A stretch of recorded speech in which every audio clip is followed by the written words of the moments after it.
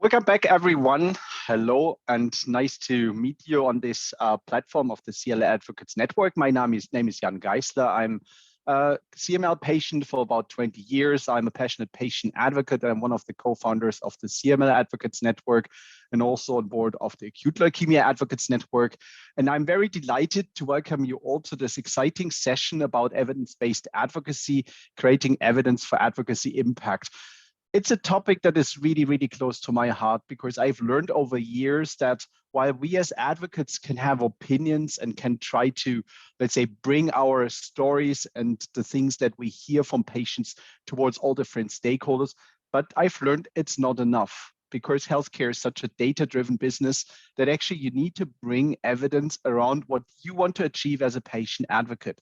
And that's why we're going to cover this in this session, and we're going to cover it from different perspectives. I have three excellent speakers who will be looking at evidence-based advocacy from different perspectives, from the side of patient advocates and from the side of people that are actually running surveys and studies and are gathering data and are working with the patient community.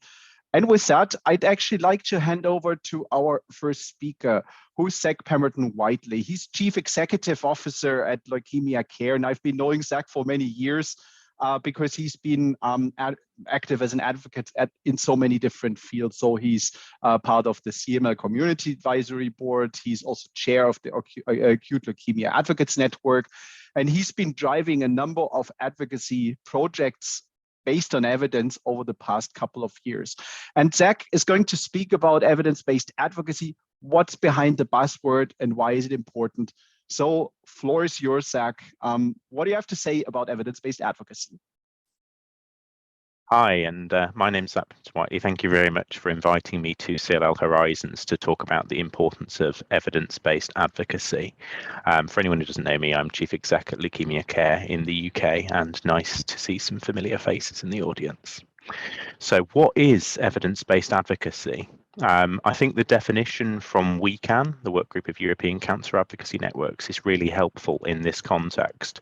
It tells us as advocates that we're not here just to collect data for the sake of it. The advocacy element of this is really important. We're collecting it to achieve an advocacy goal.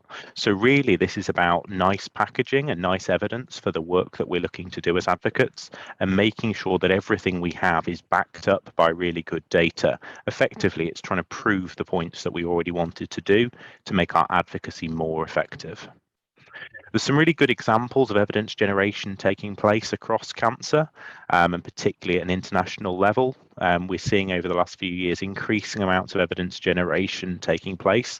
Some of it's really, really complicated and expensive big projects, but there's also some small little Google forms or Survey Monkeys, which shows that you can do good evidence generation quite cheaply. And we can definitely see an increasing use of evidence generation at the moment, and we can see expertise being built up in the patient community. There's a new course launched from WeCan on evidence-based advocacy, which I'm involved in. And if anyone's interested in finding more about that and how to kind of upskill in the field of evidence-based advocacy, kind of feel free to reach out afterwards. So really digging into why to use evidence, and obviously I'm joking a little bit here with my slide which says if you put the evidence in a PowerPoint people will believe you, but evidence does definitely add to your credibility. It shows that you've put the thought and process into trying to understand whether your points are backed up by proof and whether or not actually what you're talking about is correct, and obviously that adds to your credibility as an organisation. We know that other stakeholders have to prove what they're trying to achieve, whether that's pharmaceutical companies through clinical trials, for example, and the same just applies to us as advocates, that we go away and we make sure that the patient perspective we're representing is evidence-based, and we do that through collecting evidence through things like surveys, and we're not just turning up with our opinions. The second reason for using evidence is really understanding. It improves the quality of your work.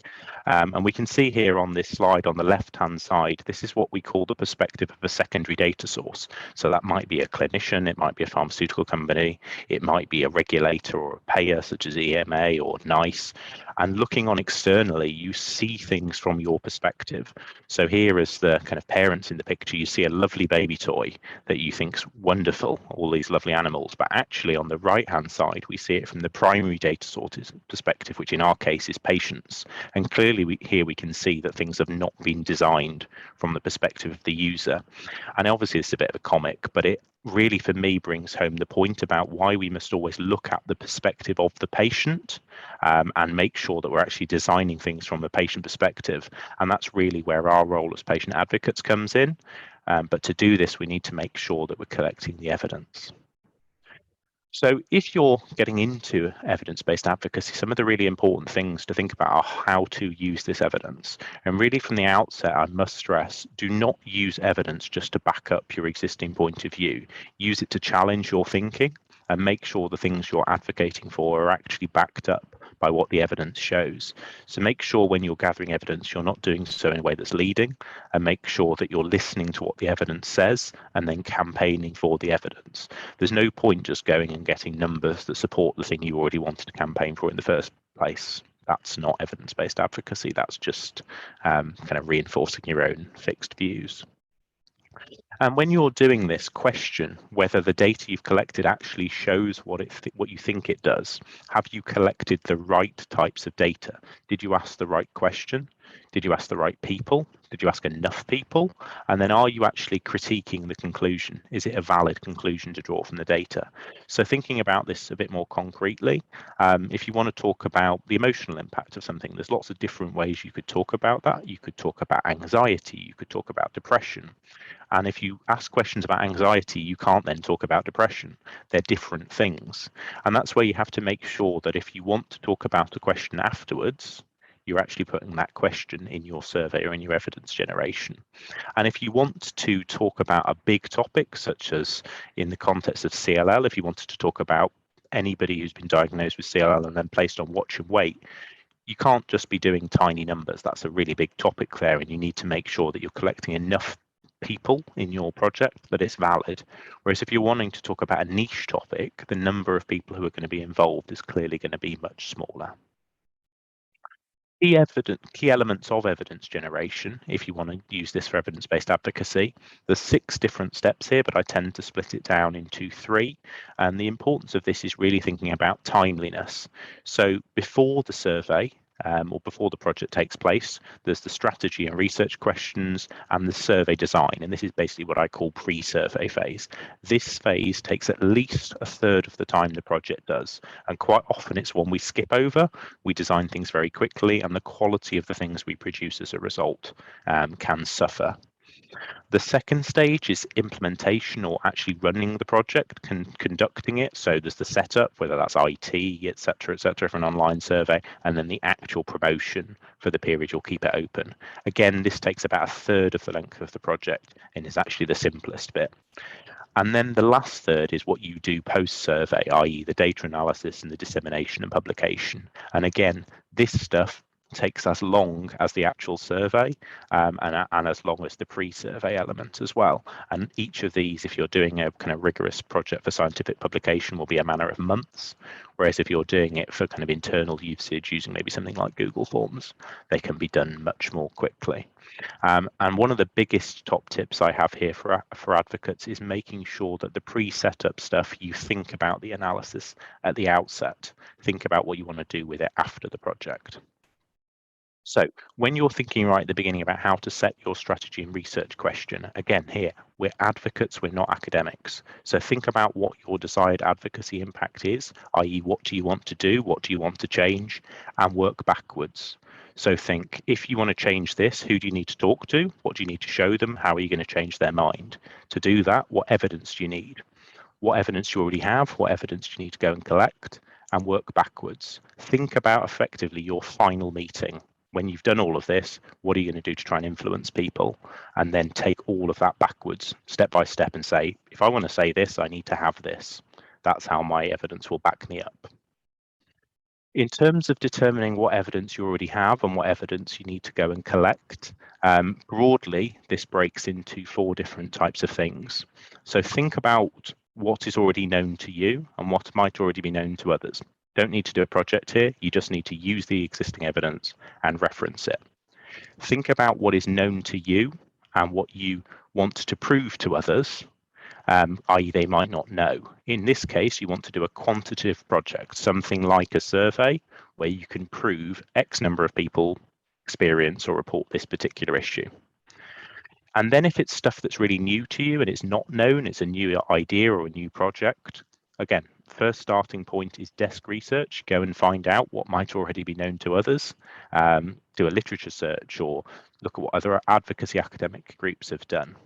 And then finally, if you've done that and you can't find any evidence already out there, to something like a qualitative project, something like a focus group or individual interviews to explore the topic further before potentially then you dive into something like a quantitative project or a survey to try and evidence this idea. Considering then the different types of things you might want to do, I'm a big fan of mixed things because it enables you to consider the pros and cons of each of them. But the simplest things are questionnaires. You can make these really quick to fill in. So you can do things like multiple choice. They're really quick to fill in. They're really quick to analyze. Better for understanding, but slightly more complex is written or oral questions because it helps you understand things more. People write things in their own words. So they're not as good for evidence because you don't get stats and numbers, but you do get a bit of understanding. Like I said, personally, I'm a fan of mixture. So if you want to understand things and get evidence, throw in the odd interview style question where you get really good quotes for your reports. But generally try and stick, I would say, to kind of strict questions, multiple choice rank order, because that gives you evidence and facts that you can use. And if you want to kind of design your own questionnaire, there's usually some easy ones. You can look at what other groups have done and copy, borrow, adapt their questions. And people like EORTC have an online item library where you can look at validated questions that already exist and see how you can adapt and apply them to your own area. If this hasn't come across already, just to be clear, do not generate evidence for the sake of it. We are advocates, not academics. Think about the advocacy impact that you want to have and work backwards from it. So I've talked a lot already about evidence generation in the context of things we could create as advocates, but there's also lots of opportunities for evidence-based advocacy by being involved in external projects.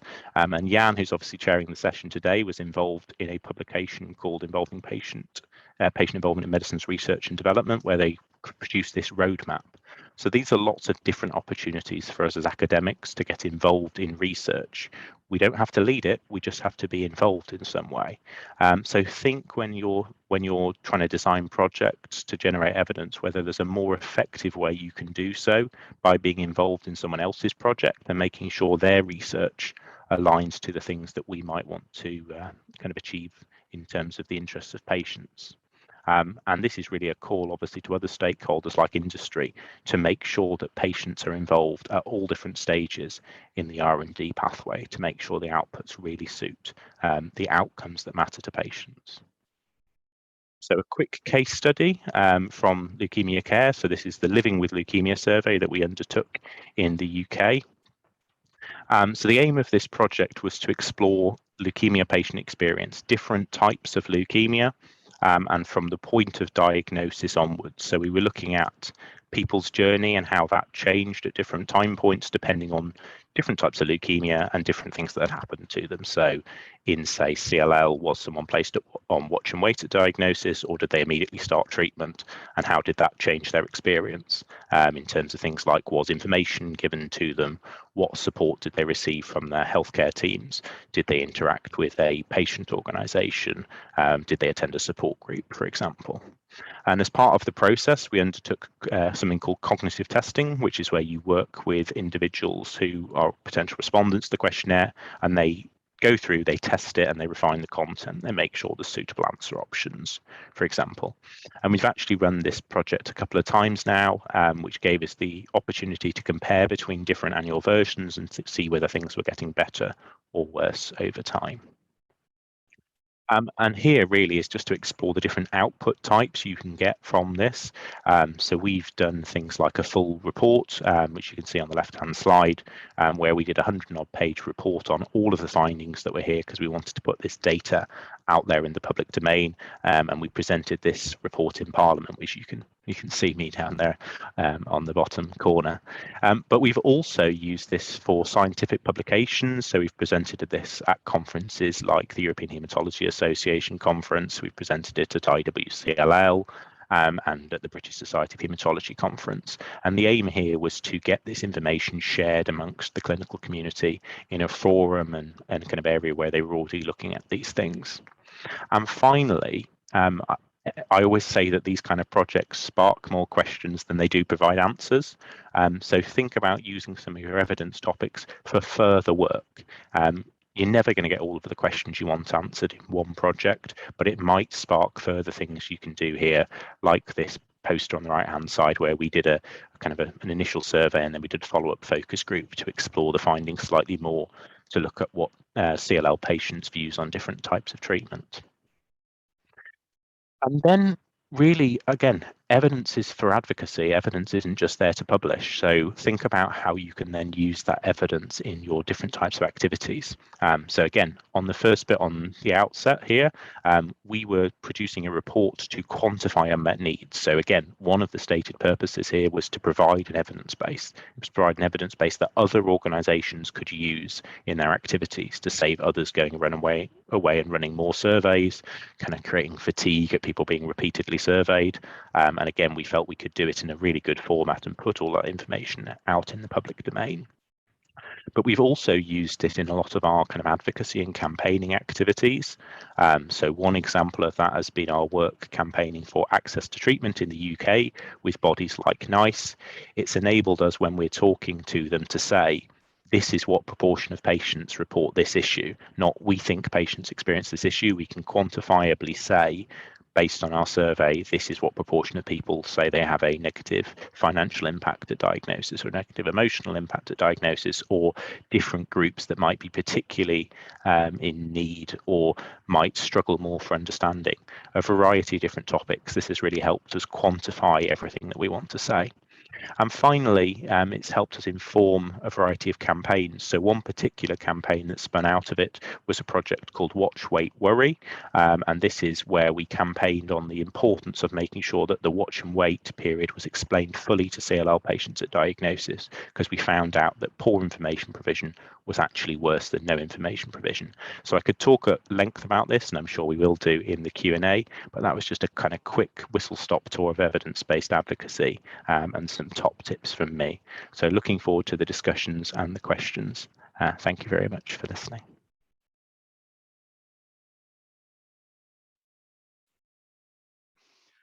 Thank you so much, Zack, for a very interesting presentation, because I think you not only explained the concepts around evidence-based advocacy, but gave very practical examples in how you actually implemented in the UK, and also how you made use of the data that you generated in your patient organization. So thank you so much for that.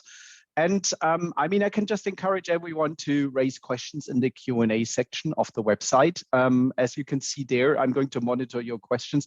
We're going to have quite some time at the end of the session to actually address a number of your questions. So make sure whenever something comes up during the presentations, note them down in the Q&A bar, and then we're going to cover them at the end of the session. So thank you again, Zack.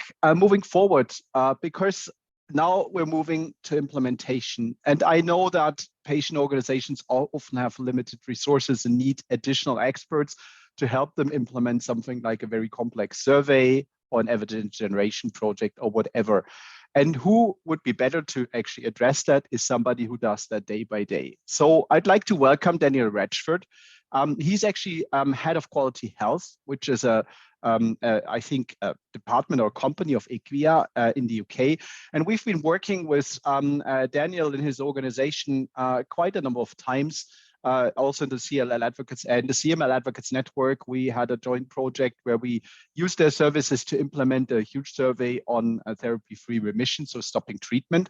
And that's why it's really excellent to have somebody who's really doing it and who's working with NGOs like ours. So Daniel, as said, is working for Quality Health. He's been engaged on a number of things because Quality Health is one of the largest providers of advice and fieldwork for surveys for the British healthcare system, NHS. And he's also working for all different kinds of clients from the private, voluntary, and academic sectors. So he's seen a lot of these different surveys and projects also with the patient community. So with that, let me welcome Daniel Ratchford. Glad to have you with us. And I'm very interested in hearing your presentation about understanding evidence-based research methods, developing, conducting effective surveys. So Daniel, the floor is yours. Hello, my name is Daniel Ratchford. I run an organisation called Quality Health. We are part of a bigger organisation called IQVIA. We are a specialist market research organisation. We run surveys and qualitative research amongst patients, carers, and healthcare professionals. I've been involved in the company for the last 10 years. Prior to that, I worked in healthcare and in government. And we've been working with CLL Advocates Network for the whole of this year, developing and running the survey, which Deborah and Michael are going to talk about in the next session. I'm not talking about that survey in this session. I'm going to talk more generally about some of the lessons that I've learned about conducting effective surveys in the last 10 years.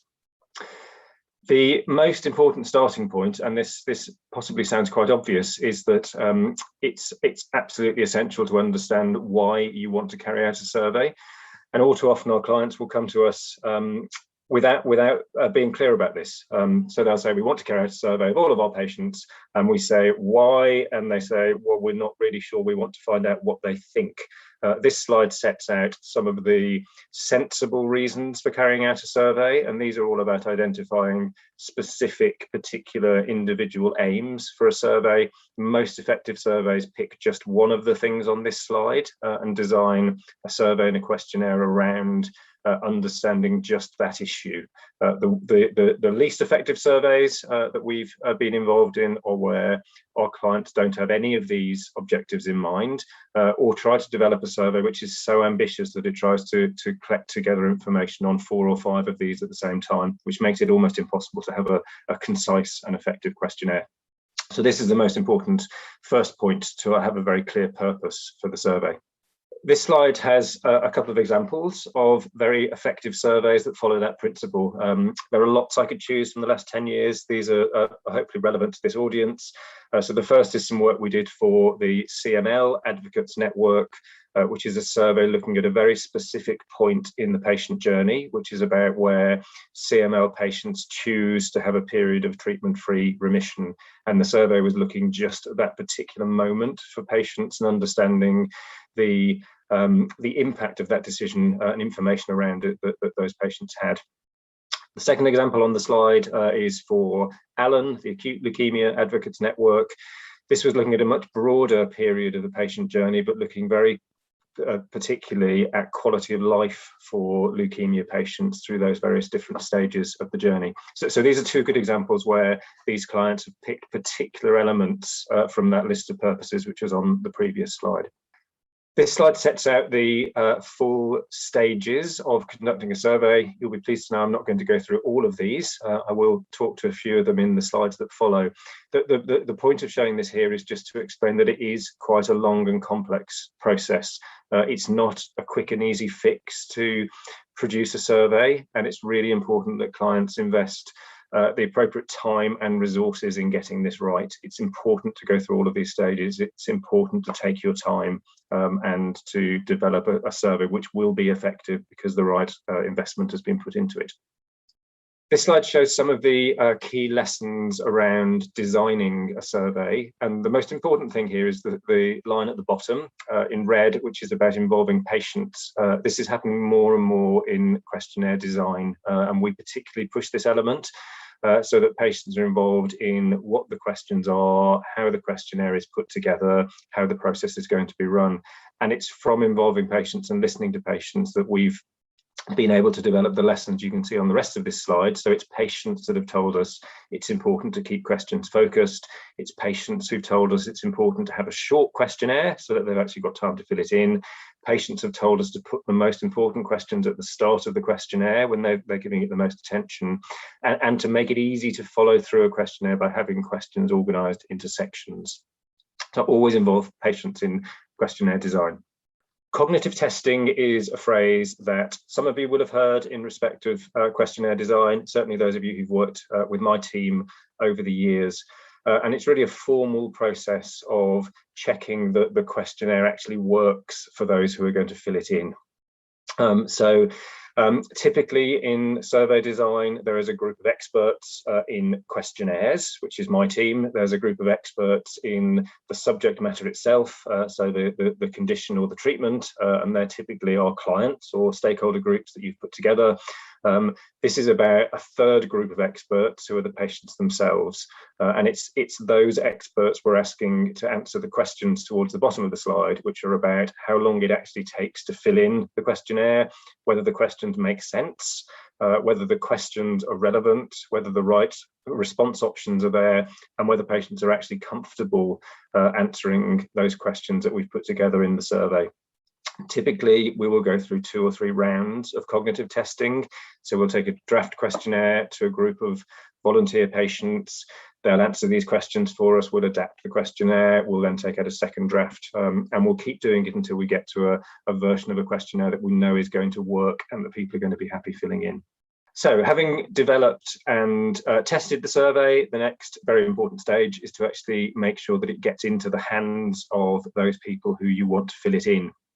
There are lots and lots of different methods for distributing questionnaires to patients, and it will depend on access you have to patient lists, consent you have from patients to be able to send things to them, mechanisms you can use, for example, through mailing lists, newsletters, websites, support groups, social media. That there are pros and cons with all of these different methodologies, and some of those are set out on the slide. From our experience over the last 10 years or so, the best possible mechanism for survey distribution is where you have named contact details. So you have patients' names, postal addresses or email addresses, and you can contact them directly, asking them about their experience and their quality of life. It's not always possible, and it depends on consent and data regulation, etc. But if possible, that is really the most important distribution methodology. And often our clients will mix and match different approaches here.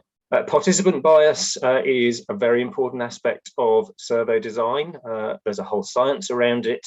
We'd probably need a few hours to do a proper lecture on this topic.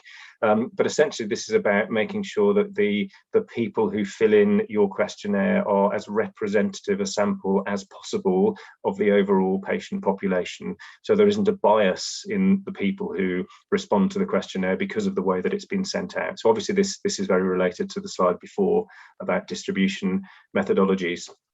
One of the interesting elements here that we've found working with patient advisory groups and networks over the years is that often the types of patients that you're in touch with because of who you are and what you do may well have a different experience of care than the wider patient population. And typically patients who are recruited through networks or groups have a more negative experience than those in the wider patient population. The slide sets out there some possible reasons for that. The first is that often people will engage with support groups because they've had a particularly negative experience and therefore will report more negatively about that. Secondly, people who engage with patient support groups often know much more about their condition and treatment than those who don't, and therefore they can have higher expectations and be more critical as a result. So that's a really good example of participant bias. If you're a patient advisory group and you've gone out and just asked those who are in touch with you, they're likely to have a different perception of care and treatment than the wider population. Data protection is a big, important and very relevant topic. Again, it's an area that would require a whole lecture of its own. Data protection regulations depend on where you are. They're different around the world. They depend on which group of patients or survey participants you're talking to. So there's no fixed rule around any of this. I suppose from my point of view, the starting point is always that the principles around data protection are about understanding and being very transparent with your survey respondents about how you're going to treat their data, what data you're collecting, what you're going to do with it, how you're going to use it, and what's going to happen to it afterwards, and making sure they're clear about that and that they're given their consent to all of that throughout the process. If you're using an external agency like ours, we can give you some advice on the details of that. It's also really worth talking to other organisations who've carried out surveys to find out how they've gone about making sure the right data protection regulations are in place. The slide's got some notes there about free text comments, and obviously with many questionnaires, you're not just ticking boxes, but actually asking patients to fill in free text comments about their care and treatment. Often it's more possible to identify individual patients or their clinicians by what they've written than it is by ticks in boxes. So it's even more important to be aware of data protection regulations for those sorts of comments. A very quick note on displaying results. There are lots and lots of different ways of displaying survey results, some of which are on this slide. I could probably have 2 or 3 additional slides with other bullet points on there. And there's a whole range that are included here, from the very formal end of the scale, which is academic papers that end up in scientific journals, to the other end of the scale, which might be infographics. We often help our clients produce films with patients talking about their experience, which is a very different way of presenting results. The most important thing is that you consider the audience for your results, and our most impressive clients are using probably 4 or 5 different elements of results display from this sort of list to play the results out to different audiences in different ways, using the same survey results but doing slightly different things with them. So I'm going to end with a few slides which talk about some of the common problems that we've encountered in our years of carrying out surveys. The first, and I've touched on this on the way through the presentation, is about not involving patients. We're really impressed that these days most of our clients want to involve patients in their survey design and understand the importance of doing that. Involving them formally through steering groups and as patient advocates, involving them through cognitive testing of questionnaires and making sure they're involved in survey materials, but also in how the survey results are going to be presented. The second common problem here, which I touched on right at the start of the presentation, is not focusing on a specific issue and being too ambitious. So really not knowing what the key theme or issue you're interested in is, and therefore ending up with an enormous survey that's trying to do a whole range of different things and ends up not doing any of them effectively at all. The third lesson on this slide is about not knowing what's already been done. For a lot of the survey work we do, there have already been surveys carried out in those areas and with those groups of patients at some point in the past. There's an awful lot that can be learned from looking at those surveys and looking at the results and therefore using those to adapt what it is you want to do in your own surveys. Often these days for us, this involves carrying out some form of literature review to find out what's been written and what's been published in the academic literature about particular areas. On a similar theme, not just looking to the past, but looking around in the present. So knowing what other groups are doing with surveys and questionnaire design. Quite often, particularly in the last 4 or 5 years, we've ended up working with a client group only to discover halfway through developing a questionnaire that there's another very similar group developing a similar questionnaire to go out to a similar group of patients. Sometimes that's fine. On other occasions, it's much more sensible if groups can work together and do something jointly. So it's about understanding what others are doing. I showed you that flow chart at the start about all of the different stages of survey design, which is quite big and it's quite complicated and it takes a lot of time and resource. It's really important to do that. And it's really important to go through those quite laborious stages of testing questionnaires and of piloting things before you then launch into field work. In particular, formal cognitive testing, in our experience, always identifies some issues with the questionnaire that my experts and the experts from our clients think is going to be fine. We talked about participant bias and about distribution, and often an issue with surveys is simply about asking the wrong people. So you get the same old voices saying the same old things and not necessarily having a representative sample. So it's really important to get that science of sampling absolutely right so that you get as representative a sample as possible. Choosing the wrong delivery mechanism is often an issue. Obviously, an external agency like mine is something I'm in favour of for many surveys. We add a degree of independence and professionalism to the process, but it is expensive and can add some complexity. And I appreciate there are also occasions where individual organisations can carry out very, very effective surveys on their own without needing to use any third-party organisations like mine. Hopefully some of the advice and the lessons that I've shared today will help you to be able to do that more effectively. And the final common problem here, which is much more common than you'd expect, is people just not knowing what they're going to do with the results. So carrying out a survey without really understanding why they're doing it or what they're going to do with the results that they produce. As it says at the bottom here, talk to other patient advocacy groups. There's some fantastic organisations around doing some really, really good work around surveys and some great experiences that can be shared. So please do talk to other organisations and share what you're doing yourselves. My company is called Quality Health. We're part of IQVIA. We run lots of quantitative surveys, which is what I've talked about today. We also do qualitative market research, running focus groups, interviews, literature reviews, etc. Do get in touch if you want to talk to me about any of that, or are interested in advice in how you carry out your surveys yourselves. That's it from me. I look forward to the discussion and questions still to come. Thank you. Thank you so much, Daniel, for an excellent presentation, because again, it's been very practical, because you gave a lot of advice on, let's say, how to test the survey, how to avoid bias, how to outreach to the community, and also the whole fear about the General Data Protection Regulation, GDPR, which you covered so nicely. So thank you so much for sharing your experience. And there are already a couple of questions coming in, which I'm seeing in the Q&A section, which we can discuss later on. So thank you so much for joining us. And now, last but not least, probably the most important presentation, without devaluing anything else, but it's so great to have Deborah Baker and Michael Rinn presenting here, because you might ask yourself, how does evidence-based advocacy then relate to the work you do as advocates in CLL? And what does the CLL Advocates Network do about it? And that's what we're going to try to cover with some examples, or with an example. And I'd like to introduce Deborah Baker from Canada.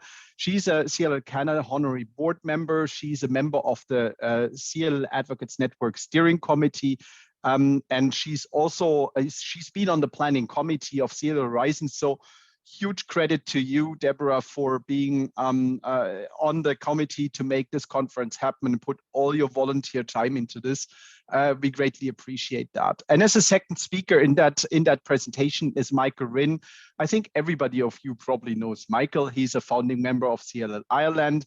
He's a member of the steering committee of the CLL Advocates Network, and also does communications as a communication officer in the network. Michael himself is a caregiver when his wife was diagnosed with CLL at the age of 39, and Deborah is a CLL patient herself, and both have been driving projects in the CLL Advocates Network about evidence generation. And what they're going to speak now about is the results of the CLL Advocates Network's Global CLL Resource Mapping and Unmet Needs Survey. So from theory and methodology now to practice in CLL. Please, the floor is yours, Deborah and Michael. So hello, everybody. Welcome to this session on CLL Advocates Network, Global Resource Mapping and Unmet Needs Survey. For those that don't know me, my name is Michael Rinn, and I'm a proud steering committee member of the CLL Advocates Network, and also I'm a founding member of CLL Ireland.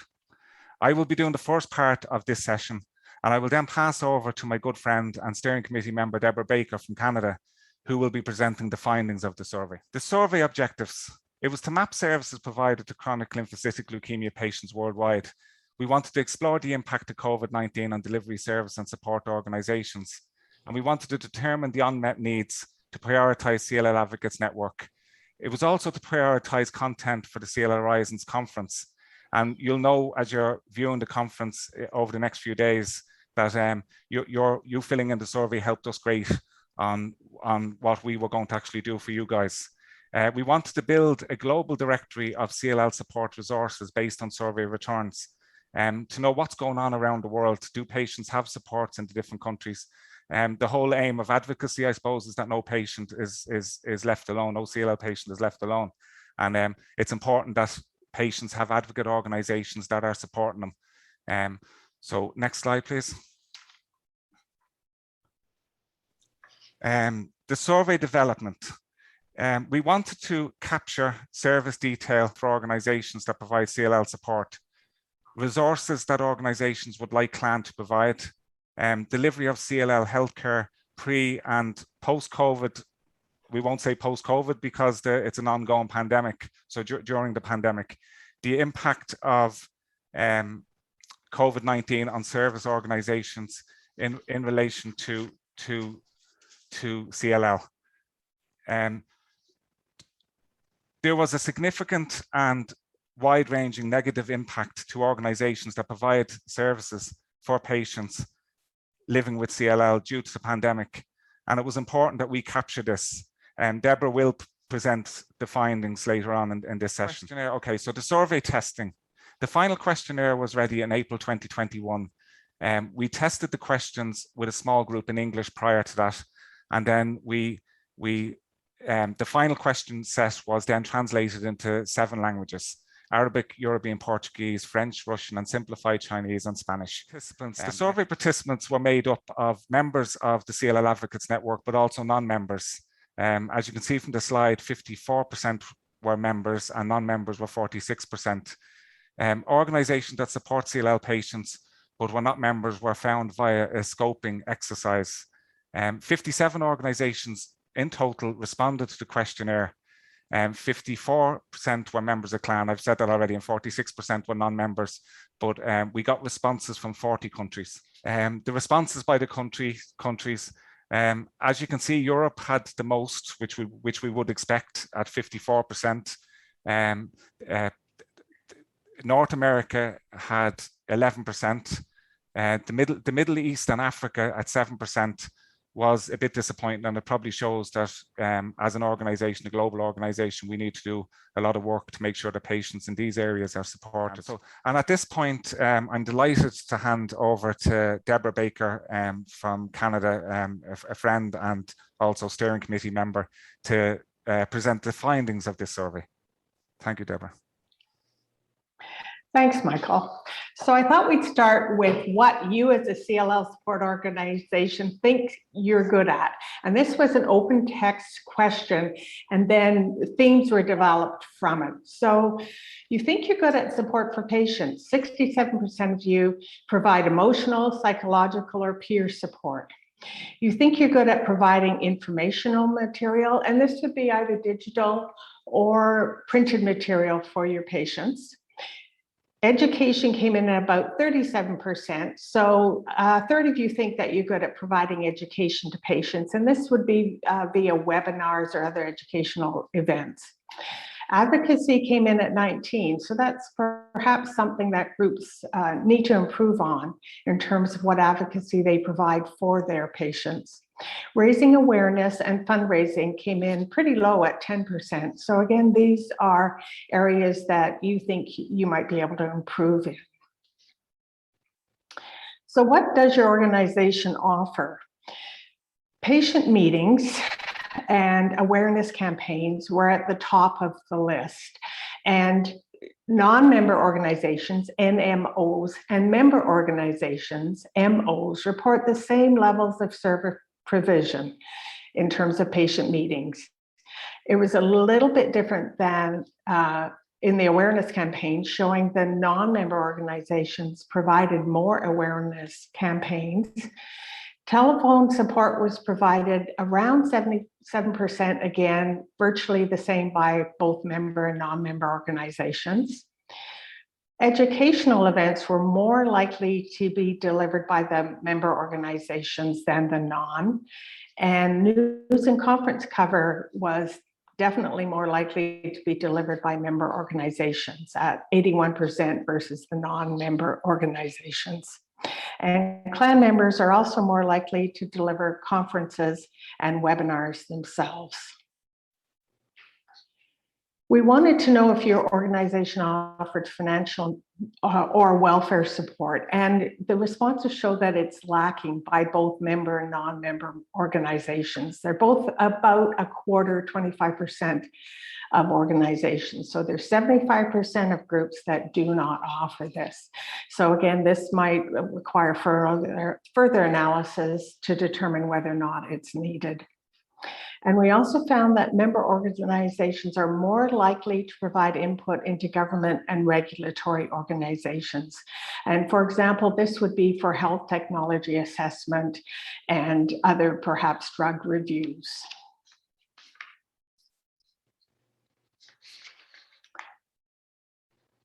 We also asked about information that your organization develops. And although there's a high level of digital media used in delivery of the support services, printed materials still remain slightly more popular with all groups than the digital media. And this is possibly related to the age of your members. We found that if you combine CLL and other blood cancer patients, printed leaflets and booklets were the most popular. Online digital leaflets and booklets came in about half of the group, about 50%, and the newsletters were the lowest in this group. If you look at CLL patients only, about half of the organizations provided printed leaflets or booklets, as well as online digital leaflets and booklets. And again, about 23% offered a newsletter for this group. Carers, unfortunately, were provided the least information, either in terms of printed leaflets or booklets or online information. And the newsletter, again, was not targeted to them. We also asked what your organization does not offer and what you would like to provide to your membership. The most common response was apps at 49%, videos at 26%, and newsletters at 25%. It's interesting because one of the other questions noted that very few apps have been developed for CLL support.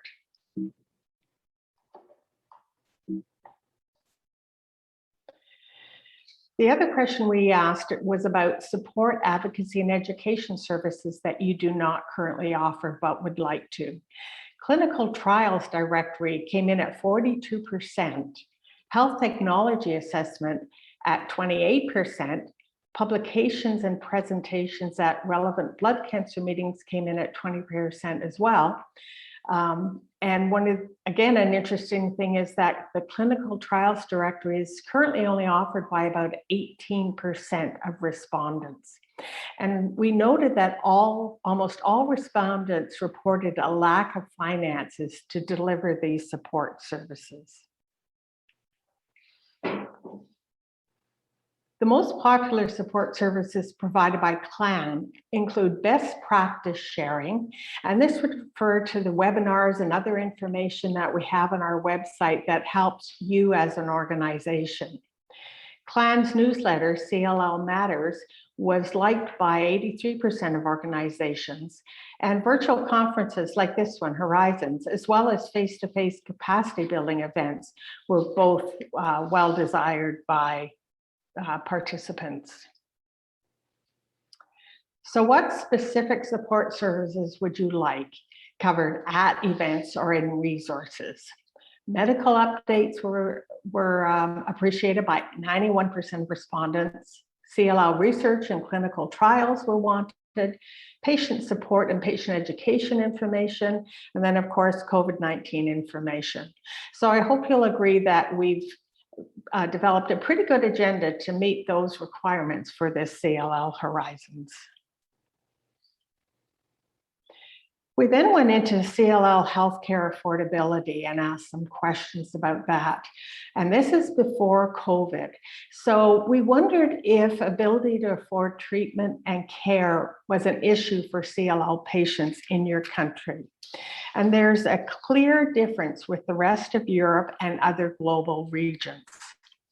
You'll note that the rest of Europe is 71% agree that they're able to afford it, where overall only 49% agreed with that.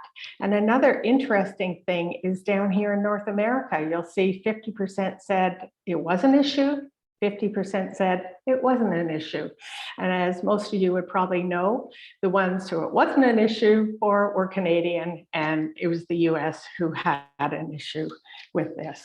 And that is a good illustration of what socialized medicine provides for patients.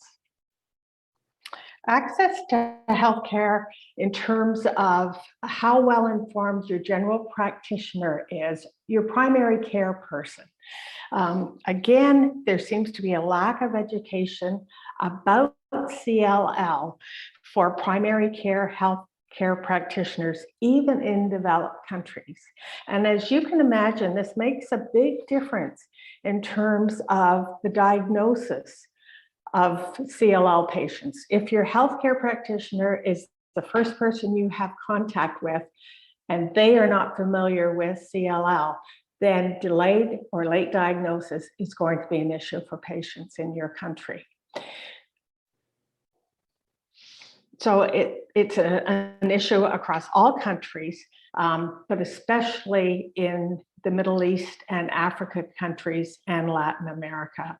So again, is this something that CLLAN can address in terms of getting more education for CLL or for primary care physicians?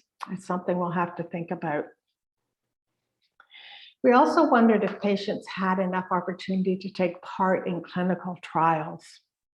And 46% of respondents from all countries say they don't think there are enough opportunities.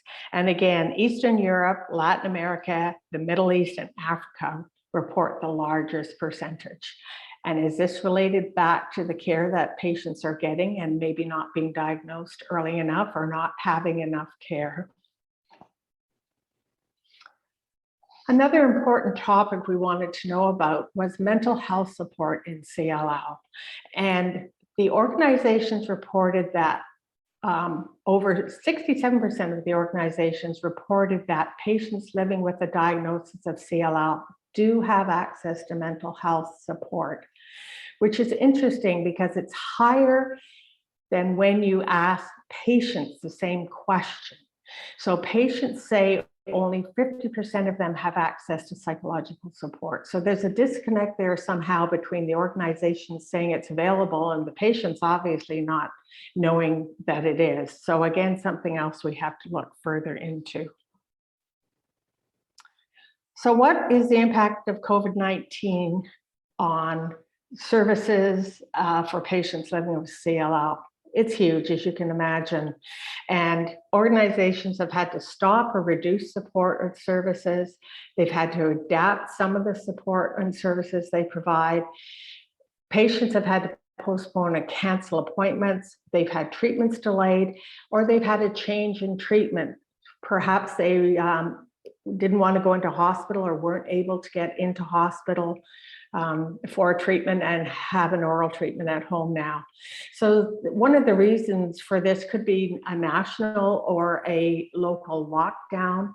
It's also a lack of volunteers and a lack of resources or funding that's been changed during COVID.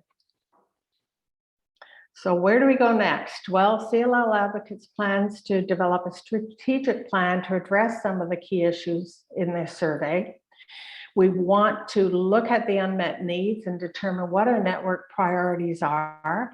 We'll continue to work on the global directory of support services and resources, and hopefully it'll be available at the end of 2021 or early 2022. And Nick York will be presenting on day 3, following up with some of the recommendations and strategic insights from this. So be sure to connect on that day and hear a little bit more of the results of the survey. Thank you, everybody, and have a good day. Super. Thank you. Thank you so much, Deborah and Michael, for a very interesting presentation. It's extremely interesting results coming out of your survey. And I hope we're going to have more time to discuss more about this. And actually, we got a number of questions, which are probably addressed to all of you, I would say. And if we just think about, let's say, the three different phases of, let's say, planning to generate evidence, implementing the evidence generation, and then evidence use, I'd actually like to start with, let's say, planning, because I think, Zack, probably the first question is really to you. I mean, you said think about the use from the very start. Have you always done that? So in all the things that you did, like in leukemia care, you did a lot of evidence generation, you did it in CLLAN and so on. Did you always anticipate how you use the data later on? Or where's the let's say, middle ground? What is your experience there? So I think the short answer is we tried. I don't think I've ever been involved in an evidence-based project where we haven't at the outset said, what is the purpose of this project? I think that's quite key to being advocates, and I think that's quite important in terms of setting our strategy. And I would really say, to be honest, all of the early evidence projects we ran with Quality Health, with IQVIA. So probably credit really to them to holding us to account to say, what are you thinking on doing with this after the project? That being said, it doesn't mean we didn't come up with other ideas whilst we were running the project. And I think one of the most important things of evidence-based projects is they usually give you more questions than answers. They might answer your original questions, but they definitely spark new questions. So in that context, they often spark new projects, or they often spark different ways to use the data that you didn't necessarily plan at the outset. I think that's a great thing, but it should never take away from the original core purpose of what you ran the project for, because that's how you have to design the project from the outset. And that's especially if you're thinking statistically, that's the things you have to power it against, and that's the things you have to make sure it's methodologically valid to show. Otherwise, you run into all kinds of problems. If you start post hoc trying to say, oh, we found this really interesting thing that we're not quite sure whether we set the survey up correctly to show this or not. But they're still really useful to know as advocates and to consider to use for other ideas, other projects. Maybe run a second survey. Every time I run a survey, I think, oh, this would be really nice to put in the next one. Thank you so much. And probably connected to that, Deborah and Michael, a question to you, because you've done an excellent survey and really gathered a lot of interesting insights into the needs of CLL patients and also about access. What was the most surprising impact that the data had when you presented it, and when you actually gathered the data and then thought about who do we present it to, or you probably anticipated where you're going to bring it? What was the reaction? What surprised you most? Michael, do you want to go first? I'll let you go first, Deborah. Sorry. I think what surprised me the most about the data was the differences between Latin America, the Middle East, and Africa. And it was a huge difference. And it just is glaring that we really are not providing for organizations, or perhaps there aren't organizations in those countries, and that we need to be enabling them to have an organization. Europe and North America have well-established organizations, and Asia has some really good organizations too, but I think we really need to support those in less developed countries. I think if I can add to that, I think coming from an organization like CLL Ireland, that when we started out, there was no advocate organization for CLL patients, or for, I would even say, blood cancer, a patient-led blood cancer organization in Ireland. And I think that's why I'm kind of passionate about doing a global survey of what's happening around the world, because even though we can complain in our own countries that we don't have this and we don't have that, suddenly you see countries like Latin America, like Africa, the Middle East. We don't have to go too far. Eastern Europe doesn't have access. You could have a country like Germany has access to a drug and it's not available in Denmark. And I suppose that's the whole point of doing this mapping exercise, is to find out the countries that have advocate organizations. If they don't have one, if that by doing a mapping exercise, we can maybe link in with other cancer charities within them organizations to see are they interested in setting up, but also to maybe create a toolkit from a CLLAN perspective that we can share with patient organizations to allow them to grow in strength. Like if they're only small, it might be around the kitchen table, but if they are interested in setting up an organization within their country to advocate for patients, that they have the strength of CLLAN, they have the strength of the network, which is very beneficial. So I think that's probably one of the key messages from doing this project. Thank you so much. And now probably to Daniel, because I mean, you probably know us better than we know ourselves, because you've been working with CLL Advocates Network, with CML Advocates Network, with Acute Leukemia Advocates Network, and have done different projects with us as patient communities. And I mean, we know our limits, but we're probably often not told, what have you learned about us? What would you advise to do the next project that we do? What we should do differently. So what's your reflection on the 3 networks and the projects you did? So you're right. I've worked with all of you for some time, Zack in particular.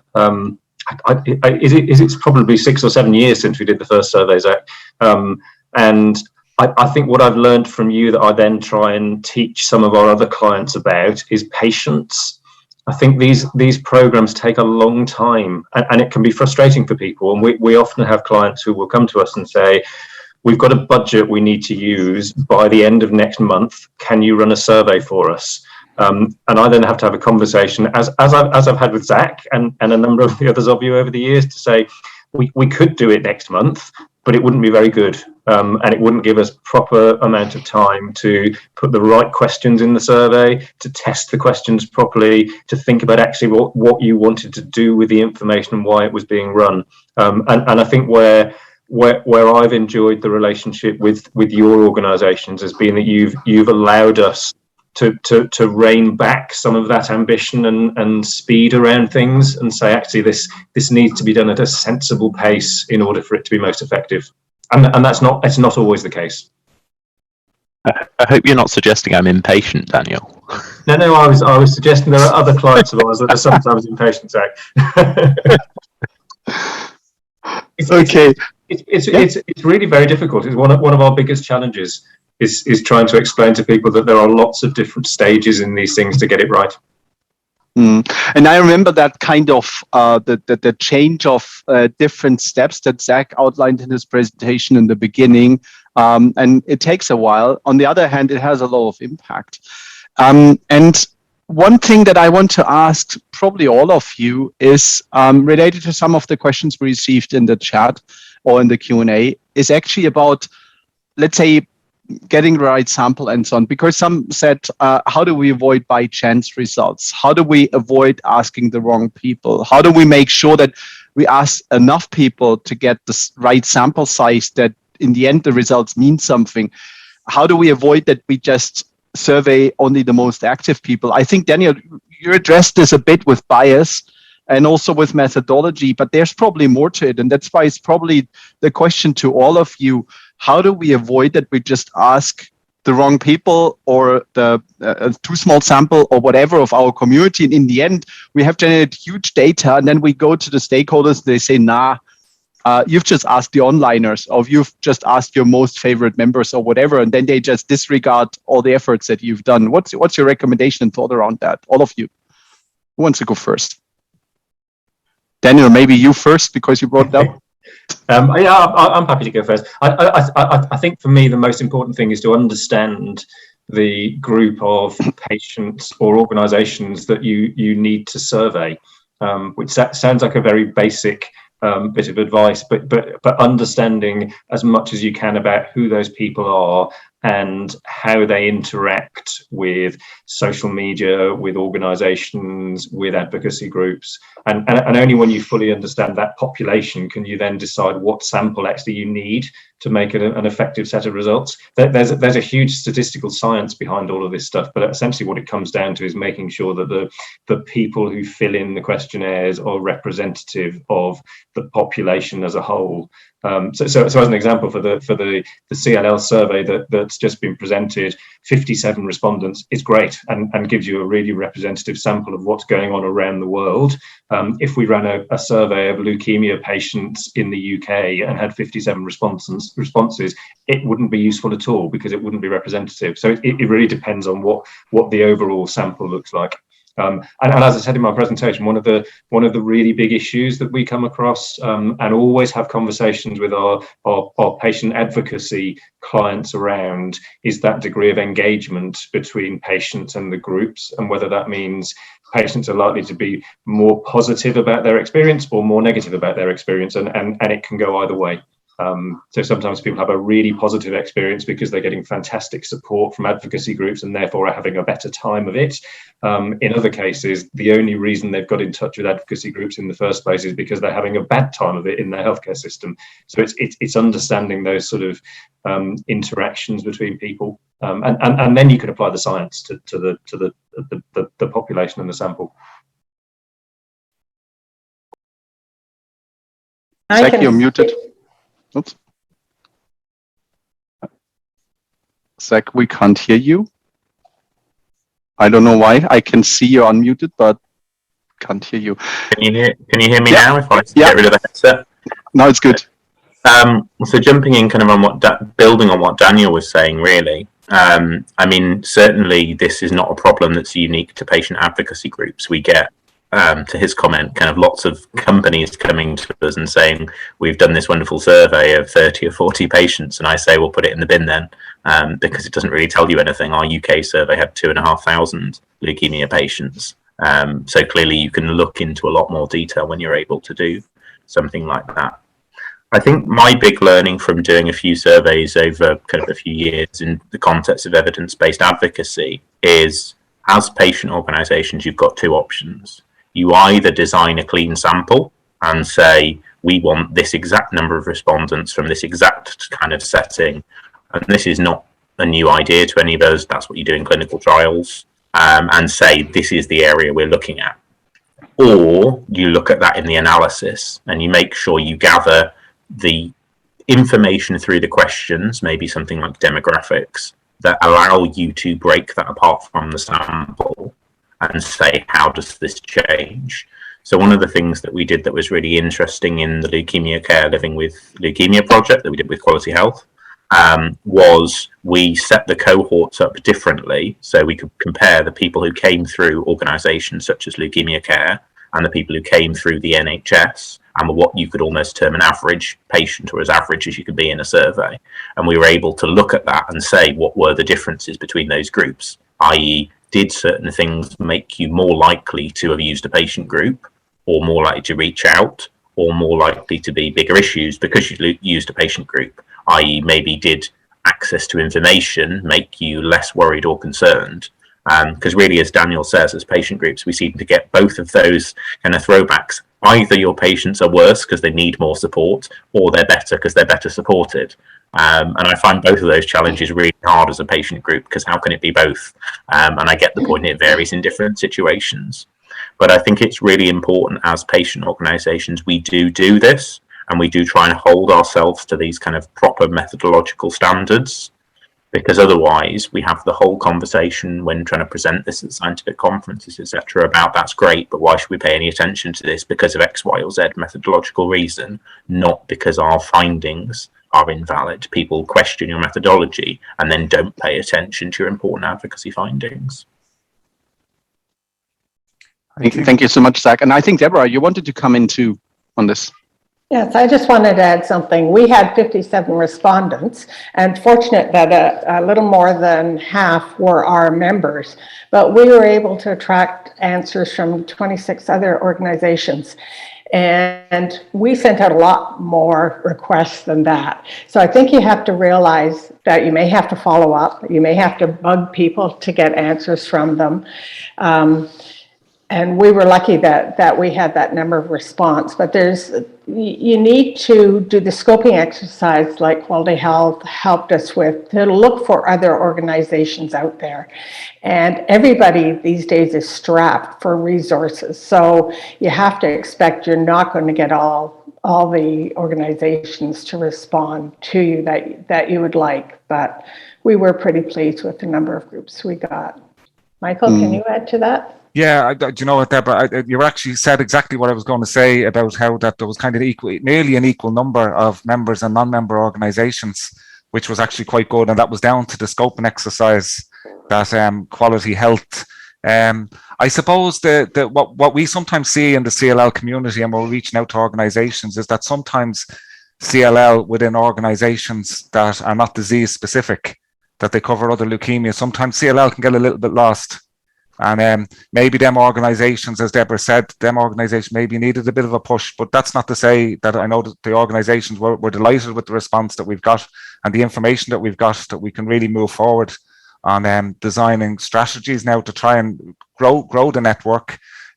We saw Nick's introduction earlier on, where he said that in 2019 we had advocates coming from 25 countries, and we're now up to 40 countries today. So we can see by the numbers. So the network is growing, and we're all there to help each other. And that's what this survey, that's what this global mapping exercise and survey was all about.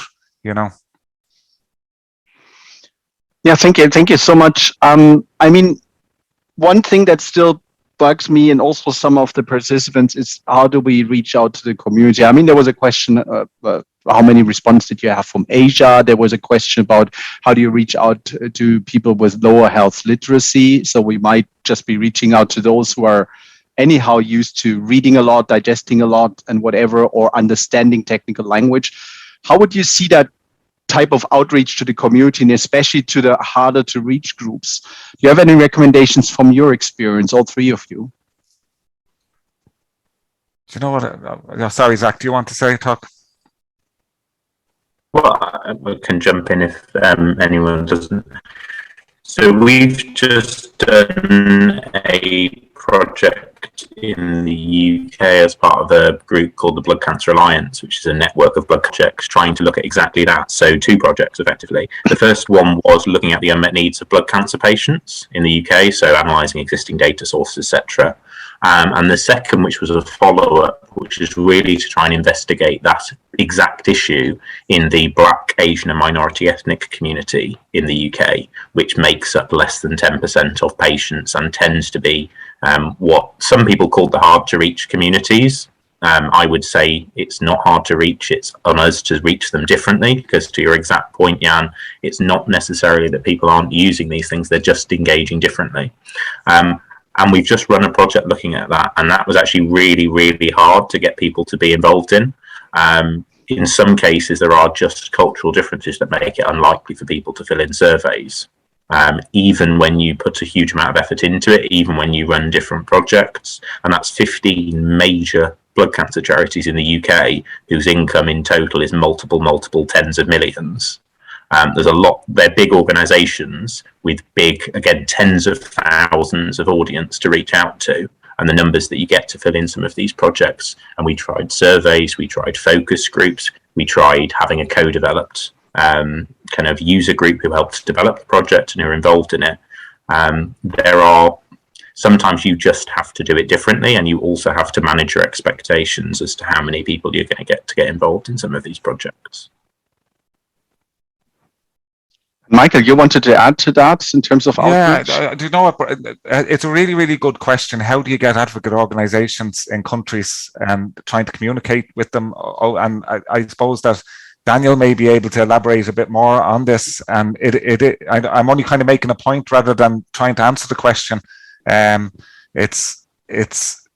There's a lot of countries in Latin America. The IWCLL conference was on, and we saw a similar here from the regions where the doctor spoke about on the ground and no access to clinical trials. We saw it kind of replicated in this global survey as well, the global survey of advocate organizations. And I watched IWCLL and saw that it's shocking, absolutely nearly no access to clinical trials in most Latin American countries or in African countries. And it's really difficult to know. I can't answer the question here. And I think that between all of us and even the networks, the CML community, Alan, I think that we all kind of need to work together to find out how we can improve the lives of patients in these countries. Yeah, thank you so much. And probably collaboration is something we often oversee. Zack, you had unmuted yourself, so you want to add. Yeah, I'm just going to jump in with a shameless plug because I can't really not on the comments of what Michael's just said. Obviously, there is the joint patient survey that's being run by CLLAN, CLL Advocates Network, and CML Advocates. And obviously, that's different from the CLL project that's just been run, which was for the networks. This is to reach out to individual patients in different countries. And it's really important to exactly that point Michael's raised, that we reach as many people in all parts of the world and that we get people to fill in this survey so we can look at what these issues are in different parts of the world, so we can see the differences between developed regions like Europe, and we can see what's happening on the ground in Asia, in Africa, in different parts of Eastern Europe. But the big challenge will be is if we don't reach enough people to respond to those questions, where we say have, I don't know, 1,000 or 1,500 respond from the UK and then 10 respond from Africa, then we won't be able to assess that. So I really would encourage groups who are listening to this and groups who are engaged. The survey's running now. You'll have had emails about it if you're a member of one of the groups. I really would encourage you to promote it and get as many people to respond in your country as possible, because it will be more useful for you as advocates in your own country. Use the data someone's producing for you rather than having to run a survey yourself if you haven't got the evidence-based advocacy experience or capacity within your organisation. That's why these networks exist, and it's why CLLAN is doing such great work in this area to make sure we have that data in CLL as patient organisations at a national level. And maybe you can just post, if you have it at hand, post the link into the chat of the conference platform, so everyone who's listening in at the moment can probably see that and promote it further, because I think you're raising a very important point. Daniel, question from you in terms of outreach. I mean, you've presented it in your presentation, but looking at the three networks and probably also differences on the different projects you've done with the community over the past, what would be your main thing where you said this has really boosted the outreach to the community when you ran surveys? I think, as Zack said, it's about being able to think about doing things differently. And there are times when running questionnaires, particularly online questionnaires, just doesn't work for people. So we need to think of other approaches, and that might be surveying people's caregivers or relatives rather than themselves. It might be doing questionnaires on paper. It might be surveying people over the phone. It might be moving away from quantitative research entirely and going to use some sort of qualitative research, running focus groups or interviews or that sort of thing. But it's about thinking differently about how to get to those people rather than forcing them into a mechanism that we've invented because it works well for us. Super, thank you. So moving to probably the last question, which I think is very important, even though it's kind of technical, but it needs to be thought of in the very beginning. And you've touched kind of it during all your presentations. It was about using the right methodology to actually gather data. And there was the question about, would you prefer roundtable discussions or focus group with patients to gather info, only questionnaires on paper or online questionnaires? When do you choose the right approach to it to generate the data? How would you approach that? What choices have you made? Shall I start on that? Yeah, sure. I remember normally when we talk to clients at the very start of the project, we'll say that there are different approaches. There's quantitative and qualitative approaches, and generally speaking, the quantitative approaches give you a breadth of information, so you can ask lots of questions quite easily and get lots of information back, but it's not very deep information. It's ticks in boxes and answers to questions.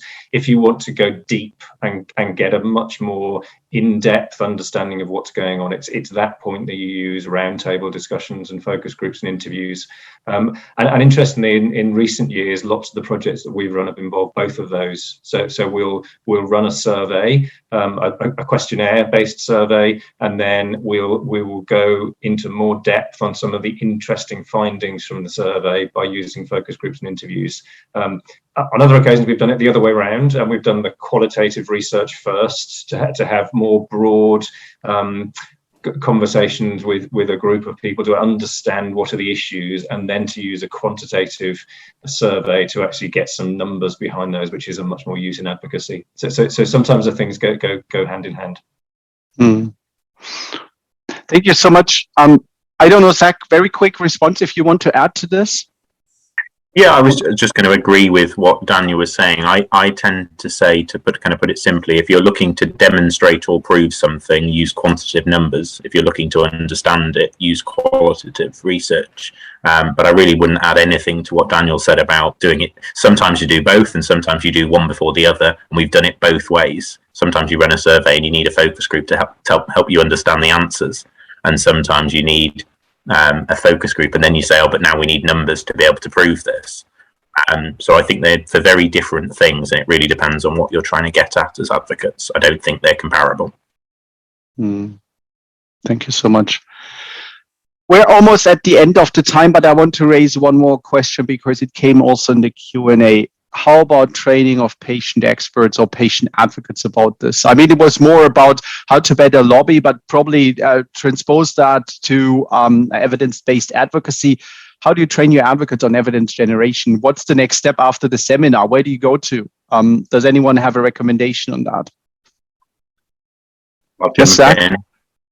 WeCan, which is the work group of European Cancer Advocacy Networks, runs a training on evidence-based advocacy. So go and check out the website. It's WeCan EBU.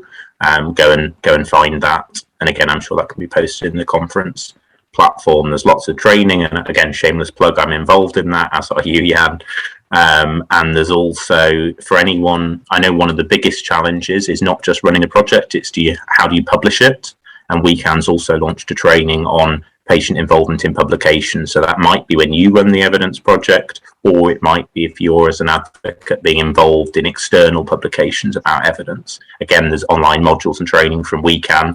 Let's not reinvent the wheel. There's some excellent training out there, kind of hours of stuff if people want to go and use it and want to learn more about evidence-based advocacy. But hopefully this kind of short session whets the appetite for some of that. Super, thank you so much. Unfortunately, I have to wrap up the session because we're 1 minute over and people need a break, but it's been exciting to have this session with you. Thank you so much, Zack, Daniel, Deborah, Michael, for excellent presentations, for very lively discussions. Thanks to everyone who's been joining that session. There was the question of, can we access the presentations? Yes, we can, because I understand the conference platform will be live for another 6 months. So you can also access the recordings of the presentations and also of this discussion on the conference platform. So go there and go to the additional resources that the speakers have mentioned. And with that, I'd like to actually thank you for listening in. Thanks to the speakers, thanks to the organizing team. And we now have 8 minutes of break. It's 6:10 when the next session starts, which is the Advocacy Symposium supported by AstraZeneca, which is on shared decision-making. Let's agree what we mean. So please don't miss that. But now first have a break for another 8 minutes and be back at 10 past the hour. Thank you so much. See you soon.